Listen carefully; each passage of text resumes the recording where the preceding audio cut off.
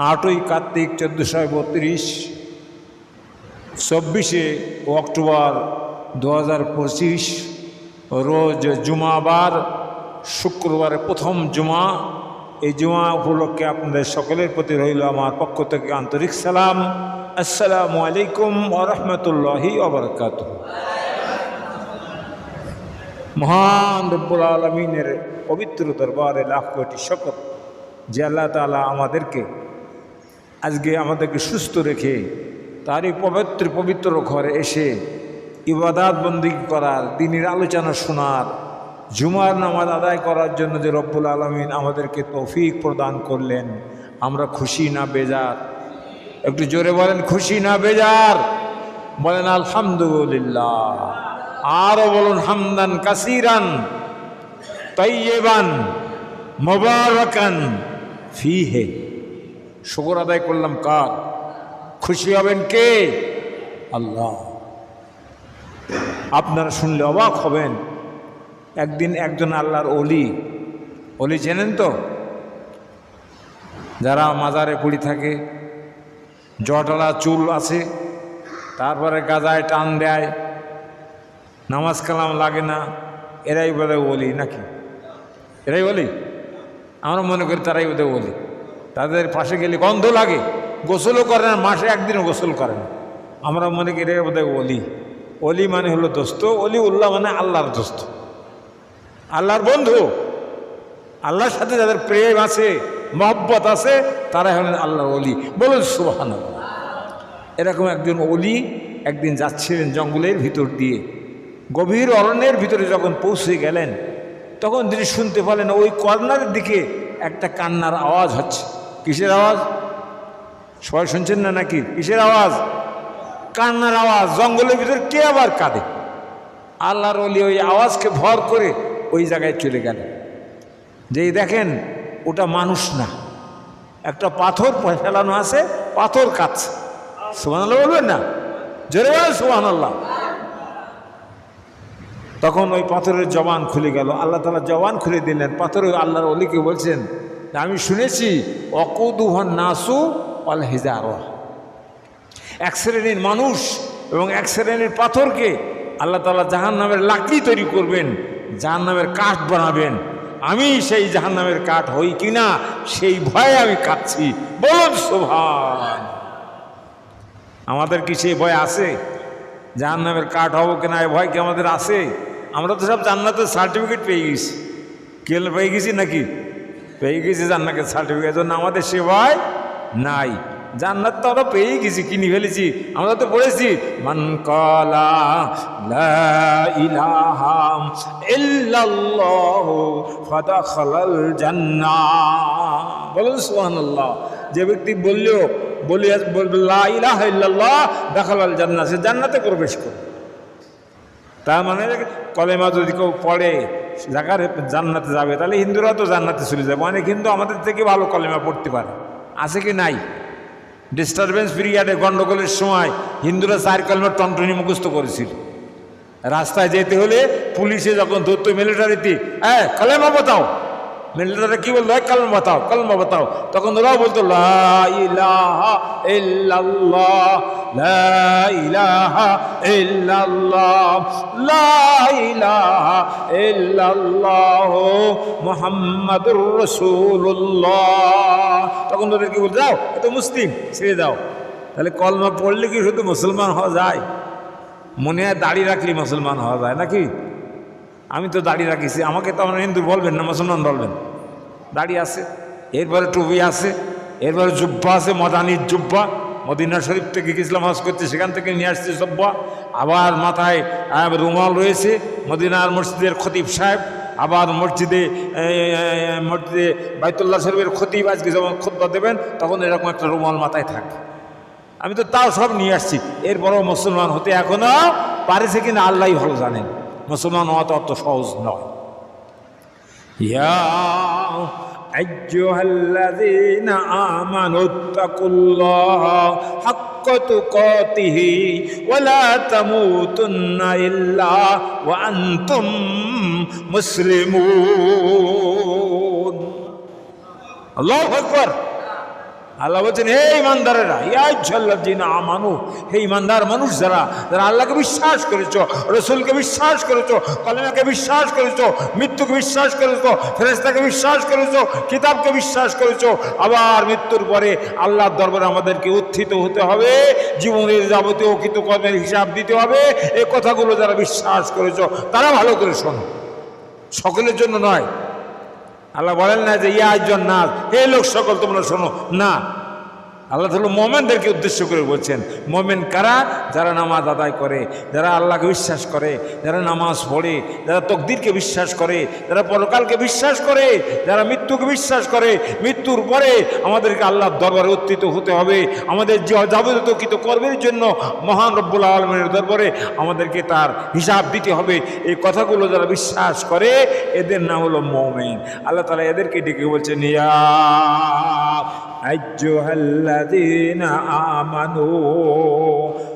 আমানুত্তাকুল্লাহা হাক্কা তুকাতিহি ওয়া লা তামুতুন্না ইল্লা ওয়া আনতুম মুসলিমুন।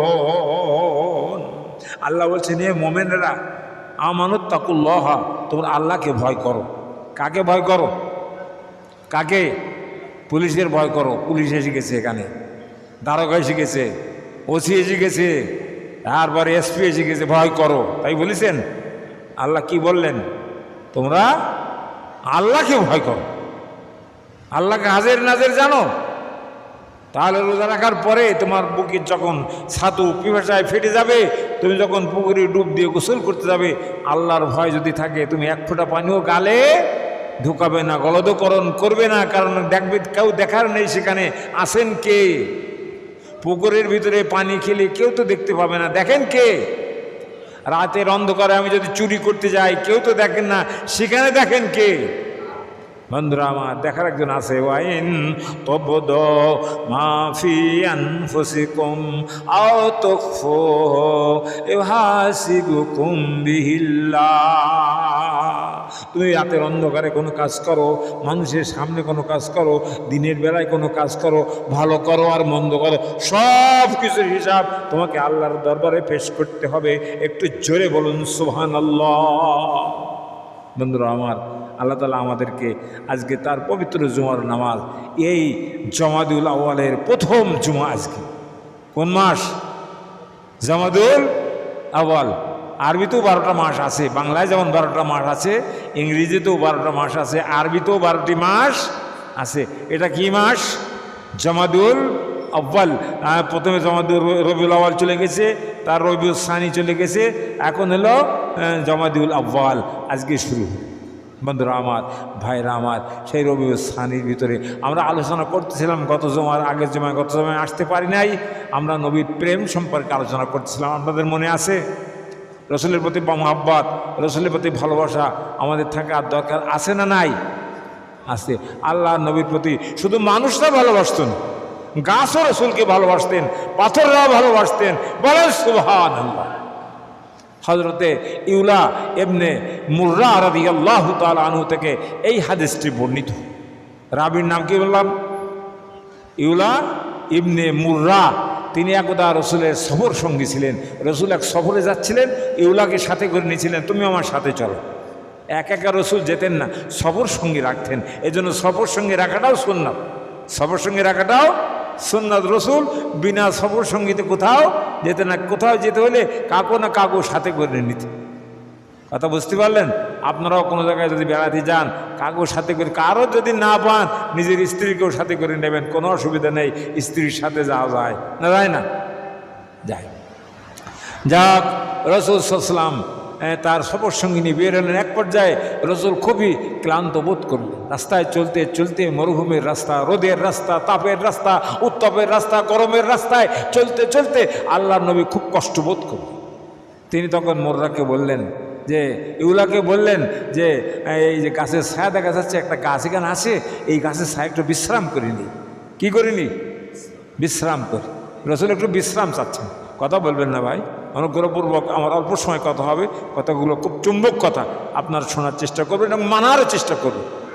হজরতে ইউলা ইবনে মুর্রা রাদিয়াল্লাহু তাআলা আনহু বলেন, হুজুর আপনি শুয়ে পড়েন। উনি ওনার রানটা বিছিয়ে দিলেন, রসুল ওনার মাথার পরে রান রেখে, রানের পরে মাথা রেখে আল্লাহ নবী ঘুমায় পড়লেন, বালিশ বানিয়ে ঘুমায় পড়লেন। বলুন সুবহানাল্লাহ।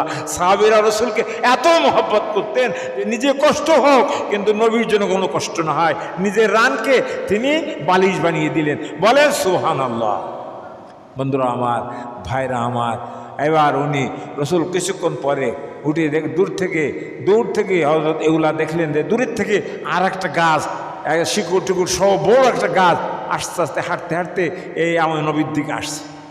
উনি দেখলেন কি যে দূরের থেকে আর একটা গাছ হাঁটতে হাঁটতে নবী যেখানে শুয়ে আছেন ওখানে আসছে। বলেন সুবহানাল্লাহ। আশ্চর্য ঘটনা না? গাছের হাঁটতে পারে?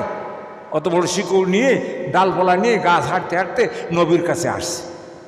বন্ধুরা আমার, ভাইরা আমার, শুনলে আপনারা অবাক হয়ে যাবেন। আল্লাহ নবীর কাছে যখন আসলো, এসে গাছটা পাতাগুলো সব মেলে দিয়ে রসুলের জন্য আরও ছায়া দান করলেন, যেন রসুলের গায়ে একটু গরম না লাগে। বলুন সুবহানাল্লাহ। এরপরে কিছুক্ষণ পরে রসুলের ওঠার সময় হয়ে গেলে গাছটা আবার আস্তে আস্তে উঠে ওনার গাছের জায়গায় গাছ চলে গেল। রসুল জাগ্রত হওয়ার পরে হযরতে ইউলা ইবনে মুর্রা রাদিয়াল্লাহু তাআলা আনহু, উনি একজন সাহাবী, উনি জিজ্ঞাসা করলেন, হুজুর এ কি দেখলাম? একটা গাছ, তার শিকড় সহ গাছটা চলে আসলো আর এসে আপনাকে ছায়া দিল, আপনাকে কত করে আদর করে যত্ন করলো, পাতা দিয়ে দিয়ে আপনাকে মহব্বত করলো, আবার চলে গেল। হুজুরের কারণটা কি, ব্যাপারটা কি, আমাদেরকে একটু বলুন। আল্লাহ নবী বললেন, এই গাছটা আল্লাহর কাছে বলেছিল, আল্লাহ আমি আল্লাহর নবীর একটু প্রেম, একটু ভালোবাসা, একটু সেবা করতে চাই, আপনি আমাকে একটু সুযোগ দেন। তাই আমি এই পথে যখন যাচ্ছিলাম, আমি এখানে শুয়েছিলাম, ওই গাছটা আমাকে সেবা করার জন্য এসেছিল, এটা আল্লাহর পক্ষ থেকে করা হয়েছে। তাহলে গাছেরাও নবীকে চিনতেন না চিনতেন না? জোরে বলেন, গাছেরাও নবীকে চিনতেন। গাছ জানে যে আল্লাহ নবী একদিন এই পথ দিয়ে যাবেন, এখানে ঘুমাবেন, আমি এসে গাছের রসুলকে মহব্বত করব, ভালোবাসবো, ডালপালা দিয়ে রসুলকে আমি স্নেহ মমতা দিয়ে, ছায়া দিয়ে রসুলের সঙ্গে মহব্বত করব, রসুলের সাথে আমার হাসর হবে। বলুন সুবহানাল্লাহ। বন্ধুরা আমার, ভাইরা আমার, কিন্তু আমরা ভালোবাসতে পারি না। একবার ঘটনা শুনলে আপনারা আর আশ্চর্য হয়ে যাবেন। একটা বন্দি হরিণ ছিল। আল্লাহ রসুল একবার যাচ্ছেন রাস্তা দিয়ে, যার সময় ওনার সাথে হজরতে আলী রাদিয়াল্লাহু তাআলা আনহু ছিলেন। উনি দেখলেন যে এরকমভাবে একটা হরিণকে বেঁধে রাখা হয়েছে শিকড় দিয়ে। রাস্তার পাশে হরিণকে বেঁধে রাখা হয়েছে কি দিয়ে? কেউ শুনতেছেন না আপনারা? তাহলে অনলাইনে যাবো না, এটা বন্ধ করে দেবো। কি দিয়ে বেঁধে রেখেছেন? কি জানোয়ার? বন্য হরিণকে শিকল দিয়ে বেঁধে রেখেছেন। এই লোকটা সকালবেলায় শিকারি গেছিল শিকার ধরতে, যে এই হরিণটাকে ধরে নিয়ে এসে ওখানে বেঁধে রেখে ও বাড়িতে গেছে। এবার ফিরে এসে দেখে আল্লাহ নবী ওই রাস্তা দিয়ে যাচ্ছিলেন, তখন হরিণ রসুলকে একটু ডাকলেন, আর রসুল হরিণের কথাও বুঝলেন, হরিণের দরদ রসুলের ছিল। বলুন সুবহানাল্লাহ। দয়াময় রহমান ও যিনি কি জিনিস পাঠালেন তিনি, চিনল না মক্কাবাসিনী, চিনিল বনের হরিণী। ইয়া নবী সালাম। আল্লাহ নবী তখন তাড়াতাড়ি করে ওই হরিণের কাছে আসলেন। এসে হরিণ তখন সালাম দিলেন, বলছেন কি বাবা তোমার কি হয়েছে? বলছে আমি সকালবেলায় আমার কয়েকটা বাচ্চা হয়েছে, ছোট্ট বাচ্চা, তাদেরকে দুধ পান করিয়ে আমি কিছু খাদ্য আহরণের জন্য এই জঙ্গলের দিকে আসছিলাম, হঠাৎ একজন শিকারী এসে আমাকে বধ করে এখানে বেঁধে রেখে গিয়েছে। হুজুর দয়া করে আপনি যদি একটু আমাকে ছেড়ে দেন, আমি শুধু যাবো আর আসবো, বাচ্চাদেরকে একটু দুধ পান করে আসি। সকালে দুধ খেয়েছে আর এখন বিকাল হতে যাচ্ছে, এখনও দুধ খায় নাই, বাচ্চাগুলো কেঁদে ছটফট করছে। আপনি দয়ার নবী, তাই আপনার কাছে বললাম আপনি দয়া করে আমাকে একটু মুক্ত করে দিন। রসুল বললেন আমি তোমাকে একটি শর্তে মুক্ত করতে পারি, তুমি দুধ খাওয়াই আবার ফিরে আসবে। বলো আসবে কিনা? বলে হ্যাঁ আমি ফিরে আসবো ইনশাআল্লাহ। আপনি যদি আমাকে একটু মুক্ত করে দেন, আমি দৌড়িয়ে যাব, শুদ্ধ দুধ পান করাবো, বাচ্চাদেরকে আবার ছুটে আসবো। আপনি ততক্ষণ রসুল বলেন ততক্ষণ আমি শিকলগুলো পায়ে হাতে পরে এখানে দাঁড়িয়ে থাকবো, তুমি যতক্ষণ না আসবে আমি ততক্ষণ দাঁড়িয়ে থাকবো। বলুন সুবহানাল্লাহ। কিসের নবী? দয়া নবীর সাথে মহব্বত করেছিল, প্রেম করেছিল বন্য হরিণ। দেখেন বনের হরিণ তাকে রসুলকে চিনতে পেরেছিল। আল্লাহর নবী কিছুক্ষণ পরে ওই হরিণের শিকারী এসে হাজির, এসে বলছেন আপনি কে? কেন? বলছে কেন? বলে আপনি আমার হরিণ ছেড়ে দিয়ে নিজে হাতে সেই শিকল বেঁধে দিয়েছেন, পায়ে শিকল বেঁধেছেন, আপনি কে? আপনার পরিচয় কি? বলে আমি তো সেই নবী মোহাম্মদ রসুল্লাহ সাল্লাল্লাহু আলাইহি ওয়াসাল্লাম। তোমার চিন্তার কোনো কারণ নাই, হরিণ যদি না আসে আমি তোমার বধ হব, আমি তোমার শিকারী হয়ে যাব, কোনো অসুবিধা নেই। তবে হরিণ আসবেই, আমার সাথে কথা দিয়েছে, হরিণ আমার সাথে কথা মিস করবে না, ভুল করবে না, আমার সাথে কথা বরখেলাপ করবে না। মানুষ মানুষের সাথে কথা দিয়ে খেলাপ করে, কিন্তু হরিণ আল্লাহর নবীর সাথে কথা দিয়ে খেলাপ করে না। বলতে বলতেই হরিণ দৌড়ে এসে হাজির। বলবে না সুবহানাল্লাহ? আর কি জোরে বলে সুবহানাল্লাহ। বন্ধুরা আমার, ভাইরা আমার, হরিণ যখন হাজির হয়ে গেল, আল্লাহ নবী বললেন এই তো তোমার হরিণ হাজির। রসুল তার শিকল খুলে হরিণের হাতে পায়ে বাঁধতে গেলে ওই শিকারী বলছে হুজুর আমাকে মাফ করে দিন, আমি বুঝতে পারি নাই আপনি দয়ার নবী, আপনি হরিণের পরে যে দয়া দেখিয়েছেন আমিও হরিণকে মুক্ত করে দিলাম, ওর বাচ্চার জন্য আমি ওকে ছেড়ে দিলাম। তখন হরিণ মুক্ত হয়ে গেল, হরিণ আনন্দ করতে করতে তার বাসার দিকে সে ফিরে গেল। বলুন সুবহানাল্লাহ। বন্ধুরা আমার, রসুলের এত প্রেম ছিল, এত মহব্বত ছিল, এত ভালোবাসা ছিল, প্রাণীরা জগৎ পর্যন্ত রসুলকে মহব্বত করতেন। হযরত আলী রাদিয়াল্লাহু তাআলা আনহু বলছেন, হযরতে আলী রাদিয়াল্লাহু, হযরত ইমাম মালিক বলছেন যে একবার আমি দর্শ দিচ্ছিলাম। ইমাম মালিকের নাম শুনেছেন আপনারা? আমাদের ইমামের নাম কি জানেন? ইমাম আবু হানিফা রহমতুল্লাহ আলাইহি। আর ইমাম মালিকের একটা মাযহাব আছে, তারপরে ইমাম কি শাফির একটা মাযহাব আছে, ইমাম হাম্বল এমনি আহমদের একটা মাযহাব আছে। মাযহাব হলো চারটি। মাযহাব কয়টি? চারটি। মালিক সাহেবের একটা মাযহাব আছে। ইমাম মালিক বলছেন যে যিনি কি একবার কাবায় তিনি দর্শ দিচ্ছিলেন। কি দিচ্ছিলেন? দর্শ কাবা শরীফে ছাত্রদেরকে পড়াচ্ছিলেন। আমরা এখনও গেলে দেখতে পাবেন, আপনারাও গেলে এখন দেখে আসবেন, প্রত্যেক দিন দর্শ। ওই পিলারের গোড়ায় একদল ছেলে মেয়ে নিয়ে একজন হুজুর বসে, ওই পিলারের গোড়ায় একদল ছেলে মেয়ে নিয়ে একজন হুজুর বসে, মাইকটাই কিছু না, মুখে দর্শ হতে থাকে, কলমা হতে থাকে, কালাম হতে থাকে, আরবিতে তাদের বয়ান হতে থাকে। এরপরে ছোট ছোট বাচ্চাদেরকে তালিম দেয়, কোরআন এবং হাদিসের তালিম, এরপরে তাদেরকে শেখানো হয়। আমরাও সেই তালিমের ভিতরে একদিন বসেছিলাম। আমি নিজে একদিন ওই তালিমে যেয়ে বসলাম, দেখি কি বলে এখানে। দেখি পৃথিবীর অন্তত না হলেও 20টি দেশের লোক সেখানে বসা ছিল। কয়টি দেশের? 20টি দেশের লোক বসা ছিল। তখন হুজুর বলছেন এক এক করে আপনি পড়ুন, একটা সূরা পড়ুন, দেখি ভালো করে একটা সূরা পড়ুন। এভাবে কারো এর কাছে একটা সূরা ধরলেন, ওনার কাছে একটা সূরা ধরলেন, এই করতে করতে আমার কাছে শিখান। আমার কাছে আসলে আমি সূরাটা পড়লাম সুন্দর করে যতদূর পারি। আমার তো গলার লাগান খুব ভালো না। তারপর আউযু বিল্লাহি মিনাশ শাইতানির রাজিম বিসমিল্লাহির রহমানির রহিম এই বলে আমি যে সেই সূরাটা, কোনটা আমার ঠিক মনে আসছে না, যে সূরাটা পড়লাম। পড়ার পরে বলছেন মায়াসমুকা, আপনার নাম কি? আমি বললাম মোহাম্মদ আবুল হুসাইন। আয়না বেলাদুক, অন্য কার কাছে জিজ্ঞাসা করছে, আমার কাছে বলছেন আয়না বেলাদুক, আপনার বাড়ি কোথায়, কোন দেশের লোক? আমরা আনা বাংলাদেশি, আমি বাংলাদেশের থেকে এসেছি। বাংলাদেশি? মারহাবা মারহাবা মারহাবা 3 বার উনি বলেছিলেন। বলে সুবহানাল্লাহ। বন্ধুরা আমার, ভাইরা আমার, এজন্য দর্শে বসতে হয়, তালিমে বসতে হয়।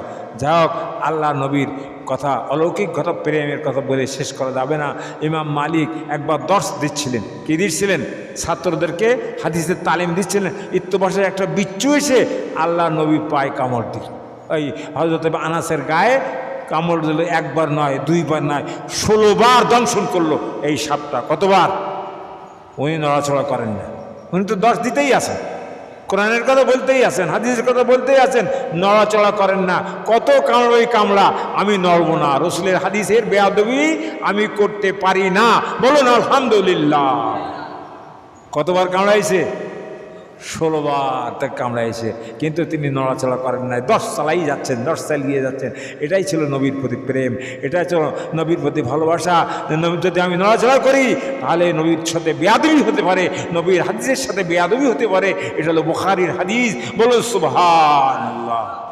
বন্ধুরা আমার, ভাইরা আমার, আল্লাহর নবীর অলৌকিক ঘটনা যদি আমরা শুনতে চাই আমরা অবাক হয়ে যাব।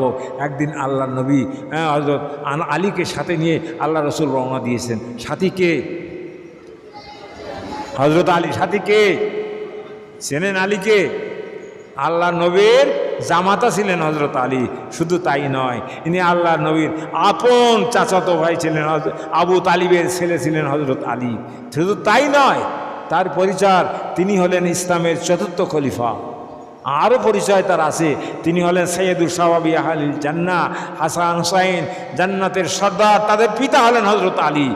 আবার হযরত ফাতেমার স্বামী হলেন হযরত আলী। শুধু তাই নয়, ইসলামের প্রথম মুসলমান বালকদের ভিতরে হয়েছেন হযরত আলী রাদিয়াল্লাহু তাআলা আনহু। একটু জোরে বলুন সুবহান। কয়জন লোক প্রথম ইসলাম গ্রহণ করেছিল? 4 জন। কয়জন? পুরুষদের ভিতরে হযরত আবু বকর, মহিলাদের ভিতরে হযরত খাদিজা, আর বালকদের ভিতরে হযরত আলী, আর দাসদের ভিতরে হযরত যায়েদ বিন হারিস। এই 4 জন লোক প্রথম ইসলাম গ্রহণ করেছেন। দুনিয়ার মানুষ যত ইবাদত বন্দেগী করবে সব সবের একটা অংশ তাদের আমলনামায় পৌঁছে যাবে। একটু জোরে বলুন সুবহান। বন্ধুরা আমার, হযরত আলী রাদিয়াল্লাহু তাআলা আনহু একজন বড় বীর ছিলেন। কি ছিলেন? বীর ছিলেন, বীর। মল্লযুদ্ধ করে আপনারা দেখেন না টেলিভিশনে? আমাদের এই নাসিরুদ্দিন মানুষগুলো এত ভালো, টেলিভিশনও দেখেন। আল্লাহ এনাদেরকে জান্নাত দিয়ে দিক, বলেন আমিন। কেউ টেলিভিশন দেখেন, আমি একটু দেখি মাঝে মাঝে, কারণ খবরটা শুনতে হয় তো। আমার জন্য একটু দোয়া করবেন যেন আমি পাপ কাজের ভিতরে লিপ্ত না হয়ে যাই।